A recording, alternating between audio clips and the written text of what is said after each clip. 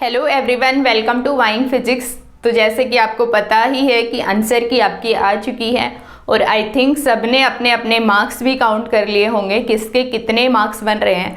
तो अभी इस टाइम पे टेंशन क्या है कि कट ऑफ कितनी जाएगी। तो एक एक्सपेक्टेड कट ऑफ हम निकालने वाले हैं। अभी मैंने पूरा एग्ज़ाम आपका एनालिसिस किया है कि कहाँ से स्टूडेंट्स कितने क्वेश्चंस अटेम्प्ट कर सकते थे, कितनी उनकी मिस्टेक्स हो सकती हैं और क्या आपकी कट ऑफ जा सकती है। तो वो एक्सपेक्टेड कट ऑफ के बारे में भी हम बात करने वाले हैं। लेकिन उससे पहले क्या है कि आंसर की चैलेंज विंडो अभी ओपन है, आज शाम तक वो ओपन है।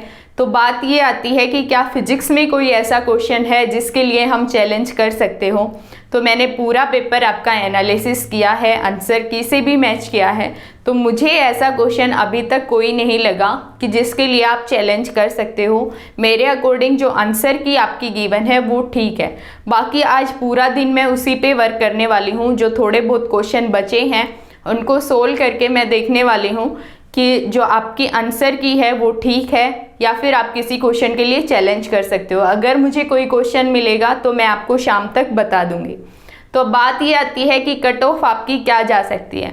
तो अगर हम बात करें पेपर की, तो ए पार्ट जो था उसमें फिजिक्स के स्टूडेंट्स जो रहते हैं उन्होंने मैथ पढ़ा होता है, तो वो बेसिक मैथ ही अपना आता है ए पार्ट में। तो 20 क्वेश्चंस में से मुझे लगता है कि 10 क्वेश्चंस वो इजीली कर सकते हैं, ठीक है। बाकी कुछ आपकी मिस्टेक्स भी रहेंगी। बी पार्ट की अगर हम बात करें तो 25 क्वेश्चंस आपके रहते हैं और उनमें से 16 to 17 क्वेश्चन ऐसे थे जो अगर आपने अच्छे से सब्जेक्ट्स कवर किए हैं तो आप कवर कर सकते थे। सी पार्ट की अगर हम बात करें तो सी पार्ट में आपके 30 क्वेश्चंस होते हैं और 30 में से लगभग 10 to 11 क्वेश्चंस ही मुझे ऐसे लगे जो जनरली स्टूडेंट्स अटेम्प्ट कर सकते थे, ठीक है। तो अब बात क्या आती है कि अगर हम मान के चलें कि किसी एवरेज जो नॉर्मल स्टूडेंट है जो जेआरएफ क्वालिफाई कर रहा है उसके ए पार्ट में आते हैं आपके 12 मार्क्स के अप्रोक्स, इतने तो आ ही सकते हैं,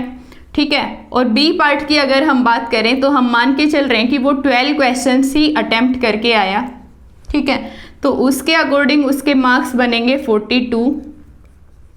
और सी पार्ट की अगर हम बात करें तो हम मान के चल रहे हैं कि 8 क्वेश्चन किसी स्टूडेंट ने अटेम्प्ट किए हैं और 8 क्वेश्चन क्या हैं उसके ठीक है, ठीक है।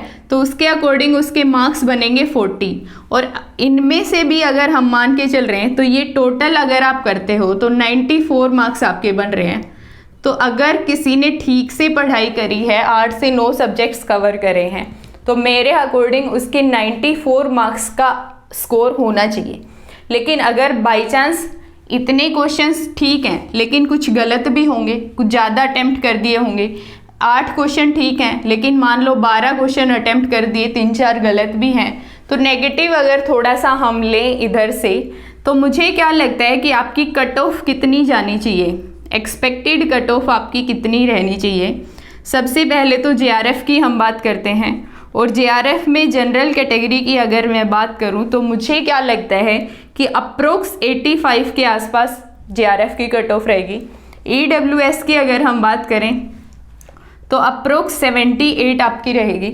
ओबीसी की अगर हम बात करते हैं तो ये थोड़ी सी कम रहेगी, इससे अप्रोक्स 75 के आसपास। एससी की अगर हम बात करें तो ये अप्रोक्स 55 के आसपास और एसटी और पीडब्ल्यूडी की अप्रोक्स 50 के आसपास, ठीक है। जो मिनिमम है इनके लिए एससी एसटी और पीडब्ल्यूडी के लिए 25% है, मतलब 50 मार्क्स तो इनको लेने ही पड़ेंगे, इससे कम इनकी कट ऑफ हो नहीं सकती है। और ये वाली जो है इनके लिए मिनिमम जो रेंज है वो कितनी है, 33%, मतलब 66 मार्क्स से कम कट ऑफ नहीं जाएगी और इनके लिए 50 मार्क्स से कम कट ऑफ नहीं जाएगी। तो अब बात आती है एलएस की। तो एलएस की अगर हम बात करें तो अप्रोक्स 76 मार्क्स रहेगी, 75-76 मार्क्स। ईडब्ल्यूएस के लिए अप्रोक्स 70 मार्क्स, ओबीसी के लिए अप्रोक्स 69 या 68 मार्क्स रहेगी। एससी के लिए अगर हम बात करें तो ये 50-50 के आसपास ही रहने वाली है। अब ये अप्रोक्स हमने बताया है, इससे 1-2 नंबर कम या 1-2 नंबर ज़्यादा हो सकते हैं। लेकिन अगर जेआरएफ की जनरल कैटेगरी की हम बात करें तो मुझे चांसेस लग रहे हैं कि 1-2 नंबर कम होने के चांसेस मुझे ज़्यादा लग रहे हैं बजाय कि ज़्यादा होने के। तो मेरे अकॉर्डिंग तो अप्रोक्स ये आपकी कट ऑफ रहने वाली है। बाकी देखते हैं 15 मार्च के आसपास तक शायद आपकी कट ऑफ भी आ जाएगी।